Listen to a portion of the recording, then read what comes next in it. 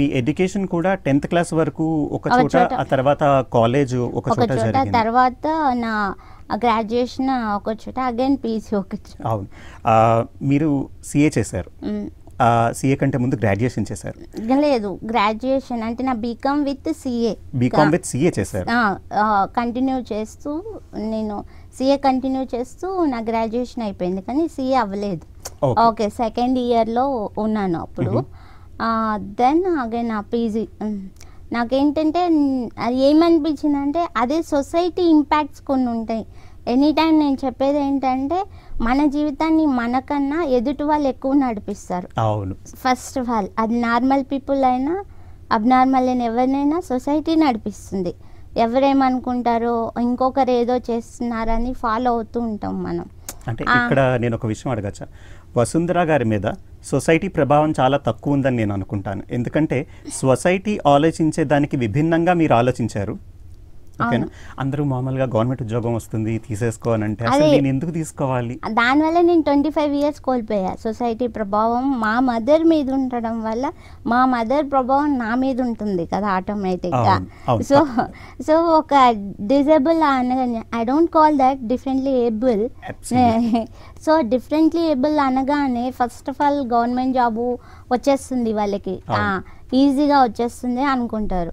So then sitting position, ఒక sitting పొజిషన్లో job, ఎందుకు వీళ్ళని కష్టపెట్టడం, మీరెవరు ఎందుకు అనుకుంటారు మా కష్టం అని. ఫస్ట్ ఆఫ్ ఆల్ మేమేదో చేసుకోవాలని ఆశపడతాం కదా.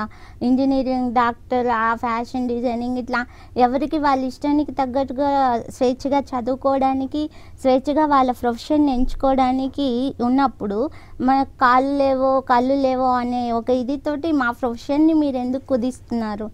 అలా కుదించడం వల్ల మా మదర్ కూడా చిన్నప్పటి నుంచి నాకు ఒక్కటే చెప్పేది, అదే నా డ్రీమ్ వరల్డ్ నుంచి నేను ఇక్కడ షిఫ్ట్ అవ్వడానికి కారణం అదే. నా డ్రీమ్ వరల్డ్లో నేను ఉంటే కనుక మేబీ నేను ఒక మంచి ఆర్టిస్ట్, లేకపోతే ఒక ఫ్యాషన్ డిజైనర్, అదర్ దాన్ ఒక మంచి డబ్బింగ్ ఆర్టిస్ట్ ఈవెందో అయ్యేదాన్ని.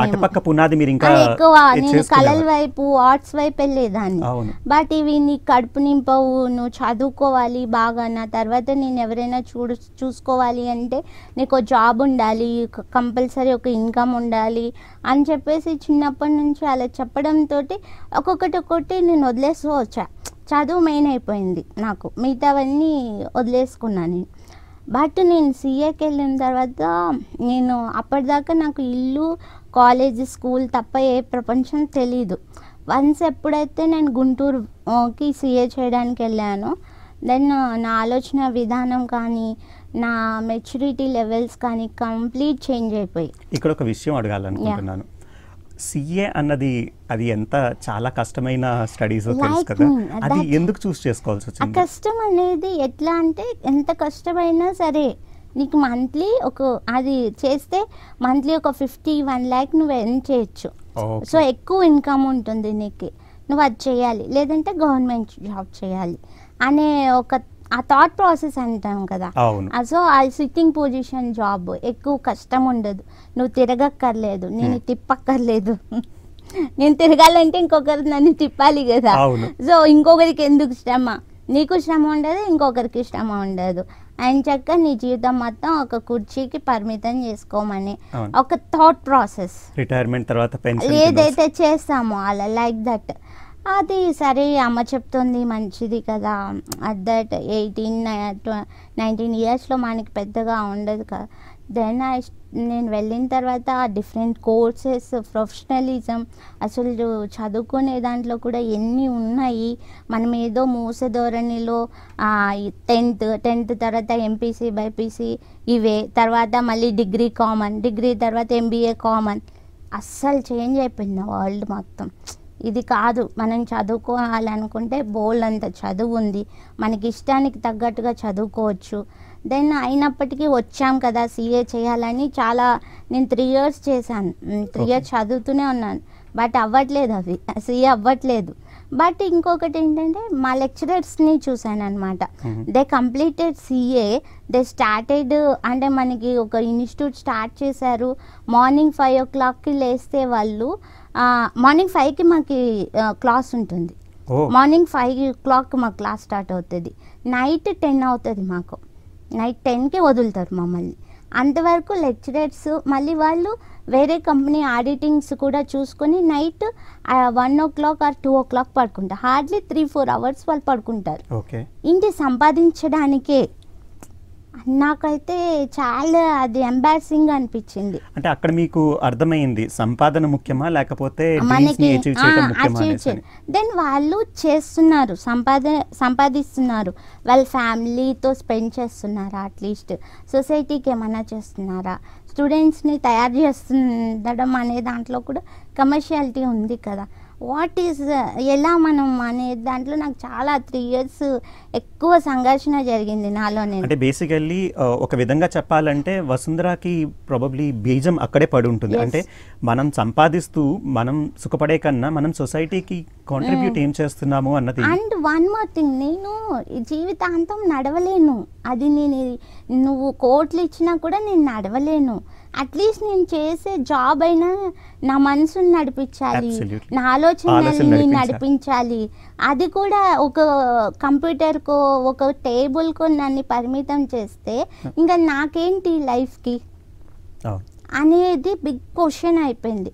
దెన్ నేను అసలు ఇంకా ఇక్కడ ఉండలేను. నేను అప్పుడు ఏంటంటే 2009లో నేను అబ్దుల్ కలాం గారిని కలిశాను. ఆ టైంలో నా ఆలోచన అలా ఉన్న టైంలోనే. అంటే అప్పటికి వారు రాష్ట్రపతిగానే ఉన్నారు? లేదు, రాష్ట్రపతి అవ్వలే, అంటే అయిపోయింది, టర్మ్ అయిపోయింది. ఒక హాస్పిటల్ ఓపెనింగ్కి వచ్చారు. అప్పుడు నేను మొబిలిటీ ఇష్యూస్ మీద ఒక 100 మందిని క్వశ్చన్స్ అడిగి, ఒకవేళ గవర్నమెంట్ మీకు ఏదైనా ఫెసిలిటీ ప్రొవైడ్ చేశానంటే మీరు ఏం అడుగుతారు గవర్నమెంట్ని మాకు అంటే, అందరూ పెన్షన్ పెంచాలని, ఇండ్లు కట్టించాలని, లోన్లు ఇవ్వాలని అడిగారు. కానీ మినిమం ఫెసిలిటీ గురించి ఎవ్వరు అడగలేదు. సో ఇదంతా ఈ సర్వే అంతా కూడా మీరు చేసింది మొబిలిటీ ఇష్యూస్ కోసం. సో అదర్ కంట్రీస్ లో వాళ్ళు ఓన్ గా వెళ్ళి అన్ని చేసుకునేటట్లు ఫెసిలిటీ ఉన్నాయి. మన ఇండియన్ రోడ్స్ అట్లా సెట్ అవ్వవు. ఎలక్ట్రానిక్ వీల్ చైర్స్, కార్స్ ఇచ్చినా ఆ రోడ్ సెట్ అవ్వదు. లేవు. సో దెన్ అదే నేను అడిగాను, మీరు ఒక సైంటిస్ట్ గా మన ఇండియన్ లొకాలిటీకి తగ్గట్టుగా ఏదన్నా మీరు అణుబాంబుని కనిపెట్టారు ఆయన. అంటే ఒక దేశాన్ని నాశనం చేసే ఒక పెద్ద అసెట్ని మనకి ఇచ్చెళ్ళారు ఆయన. బట్ దేశాన్ని డెవలప్ చేసుకోవడానికి లేదా జీవితాన్ని అట్లీస్ట్ నాకు నా జీవితం మీద విసుగొచ్చి ఒక ఇంట్లో ఉండి నేను ఒక పార్క్కి వెళ్ళాలి, అట్లీస్ట్ ఒక 5 kilometers నా సొంతంగా నేను వెళ్ళాలన్నా కూడా నాకు ఫెసిలిటీ లేదు. సో ఇలాంటివి అందుబాటులో ఉండేలా దాని మీద క్వశ్చన్ చేసి దాన్ని సబ్మిట్ చేశాను నేను ఆయనకి. దాని మీద రీసెర్చ్ లాంటిది ఏదో చేశారు? సబ్మిట్ చేశాను. దెన్ అప్పుడు నాకు చాలా హ్యూజ్ పబ్లిసిటీ వచ్చింది through papers and media. Then I thought that నేను ఏదైనా చెప్పాలనుకున్నా, ఏదైనా చేయాలనుకున్నా media is the right platform. So అది మెయిన్ కారణం మీరు మళ్ళీ మీడియా వైపు రావడానికి. సో అప్పుడు మీరు మాస్ కమ్యూనికేషన్స్ చేశారు దానికోసం. మళ్ళీ మా ఊరికి అంటే మా తమ్ముడికి నాకు 1 year డిఫరెన్స్. తన డిగ్రీ అయిపోయే లోపల నేను పీజీ కంప్లీట్ చేయాలని చెప్పేసి నేను వచ్చేసి తిరిగి మా అనంతపురం ప్రాపర్ అక్కడికి వచ్చేసి ఎస్కే యూనివర్సిటీలో మాస్ కమ్యూనికేషన్ అండ్ జర్నలిజంలో పీజీ చేసేసి మా తమ్ముడి కోసం వెయిట్